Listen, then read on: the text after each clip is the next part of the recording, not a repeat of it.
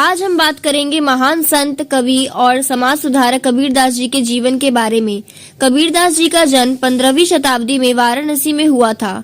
उनके जन्म के बारे में कई मत है, लेकिन आमतौर पर माना जाता है कि उनका पालन पोषण एक मुस्लिम जुलाहा दंपति ने किया था, नीरू और नीमा। कबीरदास जी ने कभी औपचारिक शिक्षा प्राप्त नहीं की, लेकिन उनकी वाणी इतनी प्रभावशाली थी कि उन्होंने समाज की जड़ जमाई, कुरीतियों और अंधविश्वासों पर गहरा प्रहार किया। कबीरदास जी का देहावसान लगभग 1518 ईस्वी में मगहर में हुआ। उस समय यह मान्यता थी कि वाराणसी में मरने से मोक्ष मिलता है और मगहर में मरने से नरक की प्राप्ति होती है। लेकिन कबीरदास जी ने इस अंधविश्वास को तोड़ने के लिए जानबूझकर मगहर में ही अपने प्राण त्यागे।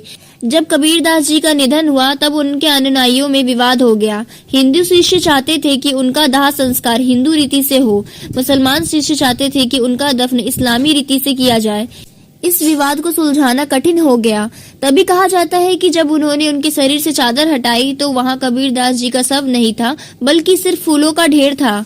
हिंदू शिष्य ने उन फूलों का आधा भाग लेकर चिता पर रख दिया और उनका दाह संस्कार किया, और मुसलमान शिष्यों ने उनका दूसरा भाग लेकर कब्र में दफनाया। इस प्रकार कबीरदास जी के अनुयायियों ने अपने अपने विश्वास के अनुसार उनका अंतिम संस्कार किया।